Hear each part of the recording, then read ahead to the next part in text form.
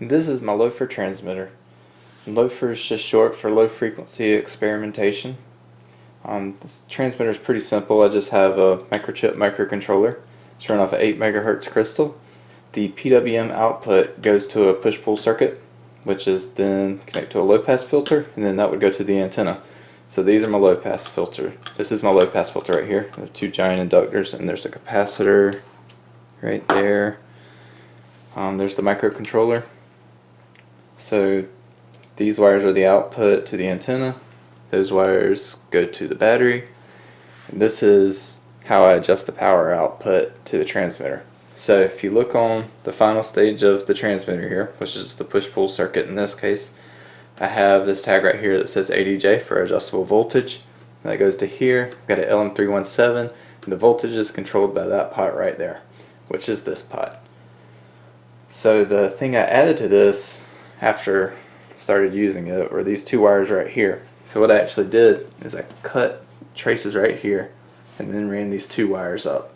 And what that allowed me to do is run this through my meter and measure the current going to the final stage of the transmitter. And why that's important is because this falls under a section of FCC Part 15 that allows for 1 watt to the final of the transmitter as long as it's between 160 and 190 kilohertz, which is really nice if you are just getting into radio, because you don't have to figure out a way to measure the field strength of your transmitter. You can simply measure the voltage and current going to the final stage. So what I'm going to do this time, typically I think I would hook a meter to this and then just measure from this point to this point and then across here and just calculate if it's output in a watt. But I bought these from Jamco a while back, so I'm going to use this voltmeter to go from this point to ground, and I'm also going to make it to where I can use a switch to switch over to battery voltage, so I can check battery voltage. So I'm going to run these off batteries this time, whereas before I actually ran it off of 120 volts off an extension cord, so I didn't have to worry about that. I'm going to put this, run these two wires to the current meter so that I can basically monitor voltage and current while it's transmitting. This PWM channel is programmed to output 181.818 kilohertz PWM, just 50% duty cycle. Basically, I can enable and disable the PWM inside the microcontroller for sending my Morse code beacon, which is what this actually outputs. This outputs CW, which is not AM or FM. It's a different mode, so you can't pick it up with like AM or FM radio. If you have upper sideband or lower sideband radio, you can pick it up, but I just output dot dash dash dash and then dot dot dot dot, which is JH, my initials, and it repeats it over and over and over. Now, something that's special about this is that since it's such low power and we're trying to get as far as possible, I'll transmit this really slow. So I think my dots are around 30 seconds and my dashes are about on the minute. So it's a really slow output. And you should be able to see when it's transmitting with this gauge right here. So the current should go to 0 whenever it's in between dots and dashes, and it should go up to its transmitting current whenever it's actively outputting. So I think the first thing we'll do is hook this up and make sure everything's working. Hook it up to a power supply, I'll watch it on the oscilloscope. I think I'll hook it up to my frequency counter because I believe it runs a little bit high. I think it runs 181.819 kilohertz, which may not seem like a big deal, but when you're working with low frequencies and you're really weak signals, you have to be pretty accurate on your transmitter. So we'll see if we can get that straightened out. I'm just going to probably adjust these capacitors until we find some that bring it down to the correct frequency, and then we'll assemble it into the final housing. So I made this the other day. I didn't video it, but I did take some pictures, and I'll put those at the end of the video. They're also on my Instagram. I post a lot of pictures whenever I'm not making videos of things on my Instagram, so I'll put that link at the bottom. It's just at John Hanger Projects. This Tupperware container is going to hold the transmitter and the loading coil, which you can see in here. This wooden piece I made is going to go right there. That'll hold the transmitter and the gauges and switches and knobs and everything. And then I'll have the battery sitting down on the bottom. I'm not sure how the battery is going to affect the inductor, but we will have to experiment with that once we get it set up. So here I have the transmitter set up running off of 12 volts. There's the sine wave output. It's pretty clean, and you can see it's 181.819 kilohertz. It's 1 hertz high. I think I'm going to leave it for now. Go ahead and get everything set up. Something to look at later. We'll go ahead and install everything into this wooden panel here. Make it a little easier to test things, and then we can look at the current under the dummy load, set it for 1 watt, see what the gauges say, and I think we'll be good to go out to the field and hook it to the antenna. So I got everything mounted to the wood, and I've made a few changes, so I'll go over those real quick. If you look at the schematic, you'll see there's a rectifier here, a full bridge rectifier, and there's actually 3 wires coming into this, and the center tap, or the center wire, actually goes to the 5-volt regulator, which is what powers the microcontroller. So the way I did this before is I had an actual transformer in here with a center tap. It was like an 18-volt center tap transformer. So basically, after the rectifier, you would get ground here. This middle wire, you'd get something like 9, and this top one, you'd get something like 18. That basically made it to where the 7805 didn't have a large voltage drop across it, and to where the LM317 had a lot of voltage to give to the final stage of the transmitter for being able to control power output. So now that I'm running off a battery, I don't really have 2 voltages available. So I got rid of the rectifier and tied the battery ground, the wire that's going to go to battery ground, to ground, and then I tied these 2 wires together, and they're going to go to battery positive. So you'll get the same voltage to the input of 7805 as to the LM317.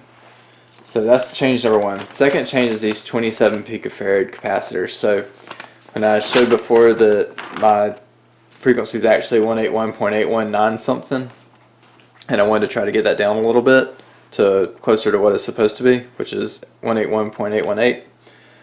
The first thing I did was pull one of these capacitors, and I don't have a lot of these capacitors available with different values, but I do have 27 picofarad, and I have 18 picofarad and 11 picofarad. So I got 18 picofarad and 11 picofarad and put it in parallel, which made 29 picofarads, and put that in one of these, and it brought it down to 181.8186.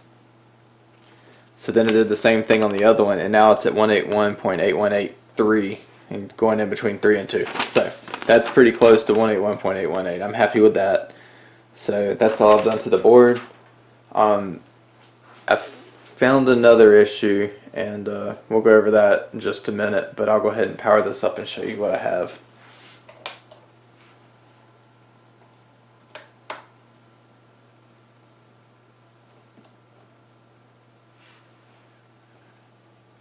Okay, so this is my frequency counter, oscilloscope, and power supply. It's set on 12 volts.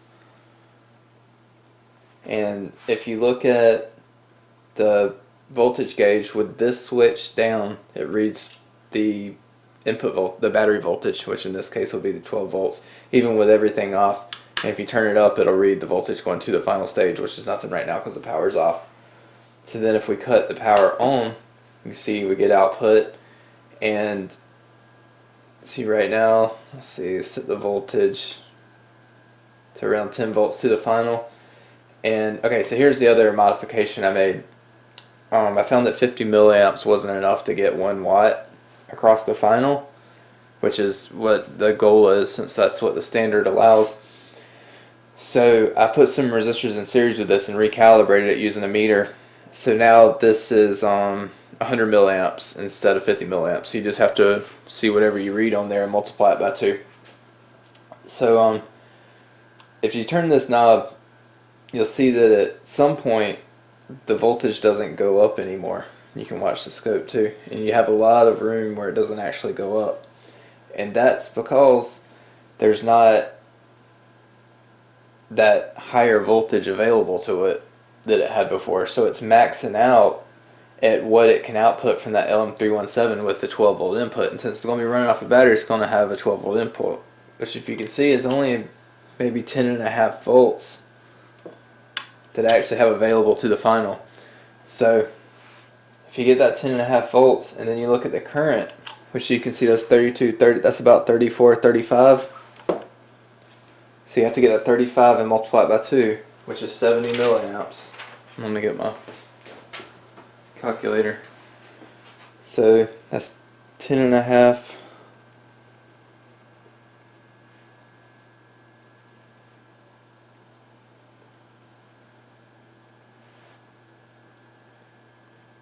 Volts times 70 milliamps is only 0.735 watts. So with 12 volts, I can't actually get full 1 watt output with a 50 ohm antenna. So my options would be, obviously I have 2 batteries, so I could put my 2 batteries in series and get 24 volts and then everything would work fine. But then I will have to cut the antenna off half the time while the batteries are charging. I'd like to just run it off of 1 battery so that I can swap them out and charge the other one while one's transmitting. So I think what I'm going to do for now is just leave it like it is, so I can go ahead and get this thing hooked up. One of my future modifications I want to do this, or future projects, is I want to make a little solar charger for it. And at that point, I won't have to remove the batteries anymore, so I could just leave the 2 24 volt, or the 2 batteries in there and make 24 volts. But for now, I think we'll just run 12 volts. We'll be at 3/4 power. That'll be perfectly fine. In fact, I probably need to get a little better way of measuring to get maybe some RMS current readings on here, even though it wouldn't be far away from it, just to make sure we are where we think we are. So I'll go ahead and add a couple more digits to this so that you can see what the frequency is. And you have to wait a couple seconds as to count them.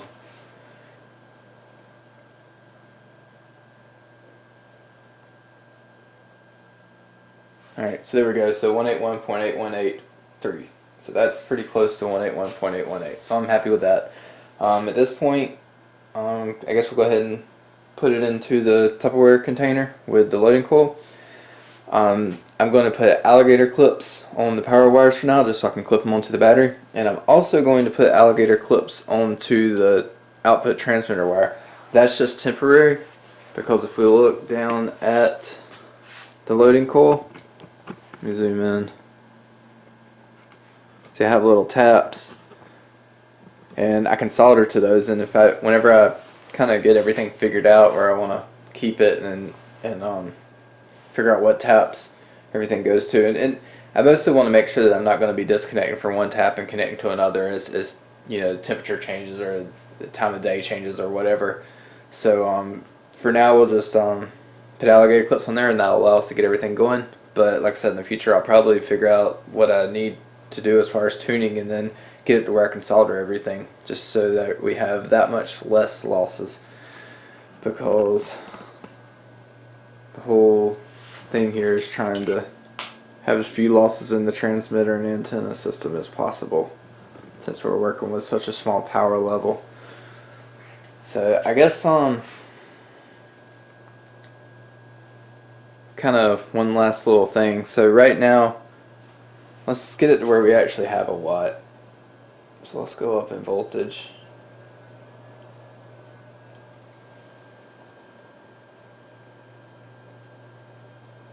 So that's 12 volts and 82 milliamps. So 12 times 0.082 is right at a watt. So we'll say that's about a watt. The interesting thing about that is even though I have a 12 volt battery, I can only get a little over 10 volts, because the LM317 requires like a volt and 1.2 volts or something like that to operate. But if I were to hardwire the output from the battery directly to the final, I technically could get the full watt. So I mean, that's an option too. But for now, like I said, we're going to leave it like it is. So if you look at this, this is 1 watt on the final right here. But here's the actual output across a 50 ohm resistor. So the RMS voltage is 6.42. So if it's at 6.42 divided by 50, shows that our current is 0.1284, and then multiply that by the 6.42. You can see we're only getting 0.824 watts to the actual resistor, which would be the antenna. So we already have a decent amount of loss right there. So there's definitely room for improvement in the final stage of the transmitter, as well as probably loading coil. I think there's some impedance matching that can be done there. I'm using transistors right now. I could probably go to MOSFETs and probably make a decent difference. So that's some things we can experiment with in the future. But like I said, for now I'm going to go ahead and get it hooked up to the loading coil, get the wires cut, put alligator clips on there, and then we'll take it out to the antenna and hook it up. So real quick before we go hook up the antenna, so I've got an alligator clip here on the ground wire to the antenna, and I also got a wire run over here which will hook to a ground rod, and we'll have to do something in the future to get a better grounding system, but for now we'll just put a ground rod in the ground, run a wire up from that, and that'll hook into here. That's the transmitter output, so I don't know what taps these will end up being on until we go out there and tune it, but that'll be there. The antenna will hook up here somewhere and it'll go out that hole. So here's one of the batteries I'm going to use. You can pick this up and put it over here, and you've got these wires down here that also have alligator clips on it, so that'll be the power to the battery.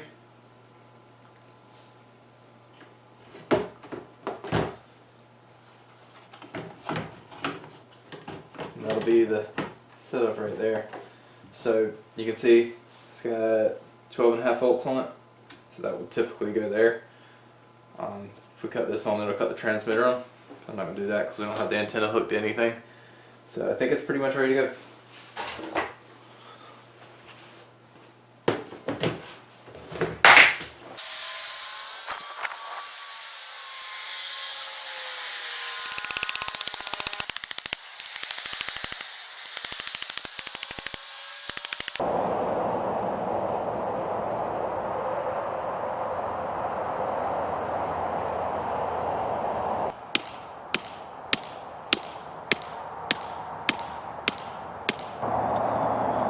Alright, so everything's tuned up. It's tuned to resonate at 181.8 kilohertz, and also set up impedance match for 50 ohms. So it's within about a milliamp of what it is with a 50 ohm resistor. I think we'll cut on the radio.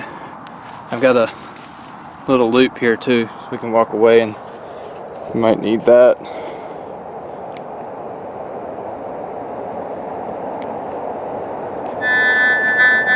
Alright, so you can hear that.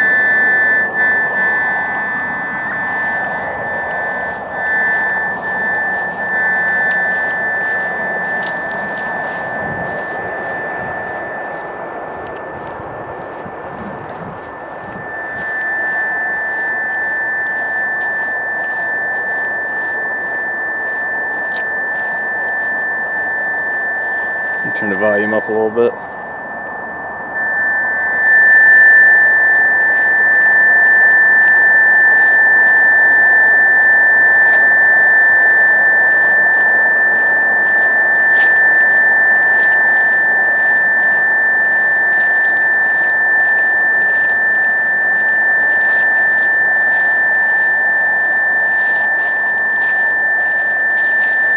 Alright, so we're something like 50 yards away. You can set the loop down. You can see the loop was making a difference, but turn the volume up.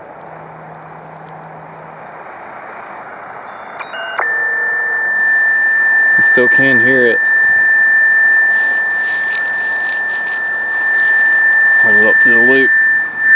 See, it gets a lot louder. Okay, well right now I still have the test software on there that just gives a steady carrier. So I'll cut this radio off. I'm gonna reprogram the microcontroller with the program that puts my Morse code on it, and then maybe we'll fire up the computer and see what it looks like on a waterfall display. Okay, so we're inside now. I've got Argo set up on the computer. and you can see it's dot dash dash dash dot dot dot dot, which is JH. I have 30-second dots, a minute 30-second dashes, 2 minutes and 30 seconds between the letters, and 5 minutes between the JH.